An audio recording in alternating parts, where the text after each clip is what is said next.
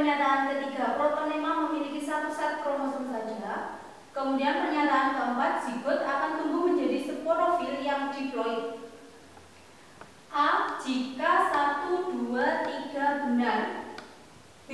Jika 1 dan 3 benar. C. Jika 2 dan 4 benar. D. Jika hanya 4 saja yang benar. Dan E. Jika semua jawaban benar. Kita kembali lagi ke pernyataan yang pertama. Paku homospora menghasilkan makrospora dan mikrospora. Kita kembali ke kata ini. Homo. Homo artinya sejenis.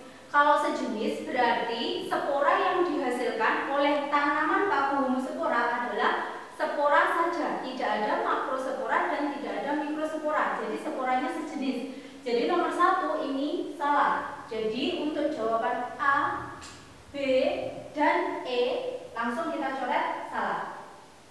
Kemudian kita ke nomor 2. Generasi dominan menghasilkan sporanium. Untuk tanaman paku ini generasi yang dominan namanya adalah generasi sporofit atau tumbuhan paku itu sendiri.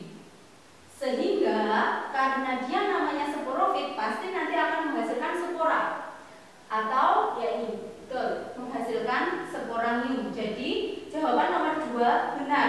Sehingga dari sini kita bisa langsung menjawab C. Karena yang D hanya 4 saja yang benar. Nah, untuk pembahasannya kita ke sini. Ini adalah metagenesis dari tumbuhan paku atau Pteridophyta. Tumbuhan paku atau Pteridophyta mengalami metagenesis atau pergiliran keturunan.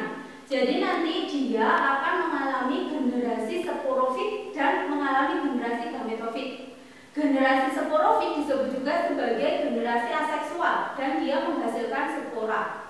Sedangkan untuk generasi gametofit dia disebut sebagai generasi seksual. Dan nanti dia akan menghasilkan gamet, yaitu gamet jantan, sperma, dan gamet betina adalah ovum. Unique learning dari metagenesis paku adalah Rally sedang pakai sepeda. Ra-nya adalah spora. Spora ini adalah alat reproduksi utama pada tumbuhan paku. Selain paku, nanti yang pakai spora adalah tumbuhan lumut. Kemudian yang berikutnya setelah menghasilkan spora, maka spora ini akan tumbuh menjadi protalium. Protalium nanti akan berkembang menjadi zigot. Sebelum menjadi zigot, maka protalium ini nanti akan membentuk alat reproduksi yang disebut sebagai antheridium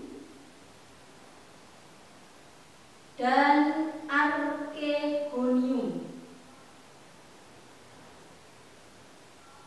Yang antheridium ini merupakan alat reproduksi jantan sehingga nanti akan menghasilkan sperma.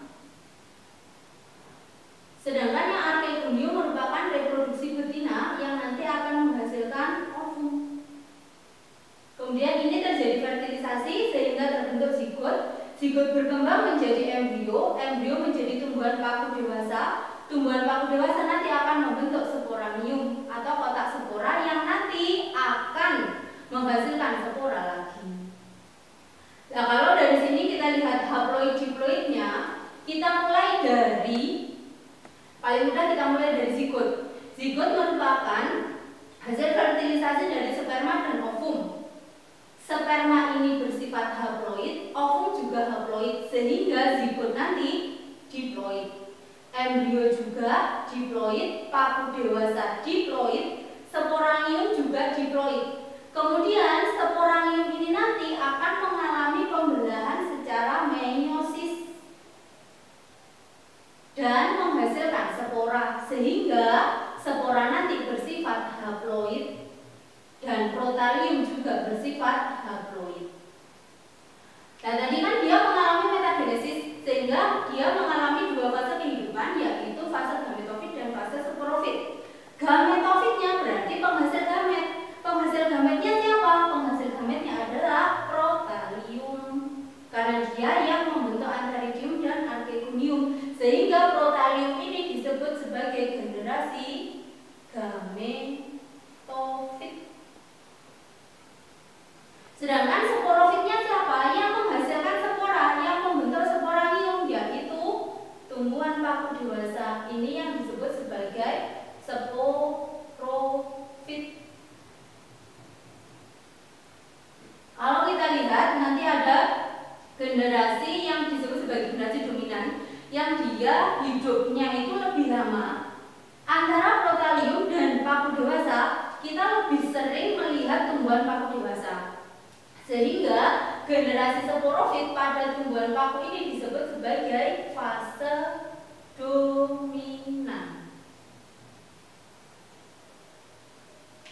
Oke, kita lanjut ke pertanyaan kedua. Jenis virus, ini juga soal UTBK tahun 2019. Jenis virus yang terdapat yang di dalam materi genetiknya terdapat timin adalah. Untuk menjawab pertanyaan ini, kita harus menggarisbawahi timin. Timin merupakan salah satu basa nitrogen. Basa nitrogen yang terdapat pada DNA. Berarti inti dari pertanyaan ini adalah jenis virus yang materi genetiknya berupa DNA. Nah, kita harus tahu antara A, B, C, D atau E. Mosaik virus, influenza virus, retrovirus, arenavirus atau herpes virus. Kita langsung ke sini ke pembahasan. Untuk virus itu berdasarkan materi genetiknya itu ada dua macam, yaitu virus DNA dan virus RNA. Kalau dia virus DNA berarti materi genetiknya berupa DNA. Kalau dia virus RNA berarti materi genetiknya berupa RNA. Yang pertama, untuk virus RNA kita pakai unique learning papihera, ora pakai toga.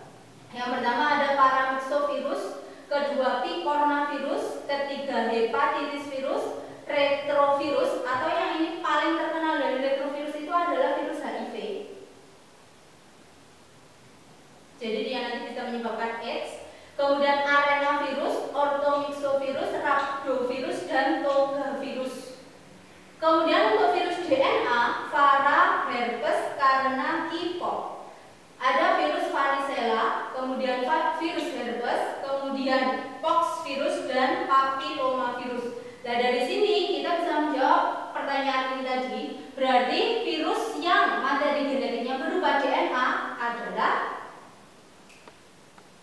herpes virus. Oke adik-adik, ini penjelasan dua soal UTBK tahun 2019 dengan saya, Kak Ria. Semoga penjelasan ini memberikan manfaat kepada kalian dan semoga kita juga dijauhkan dari virus corona yang sekarang sedang mewabah, dan semoga kita nanti bisa segera bertatap muka lagi di kelas unit. Saya akhiri, assalamualaikum warahmatullahi wabarakatuh.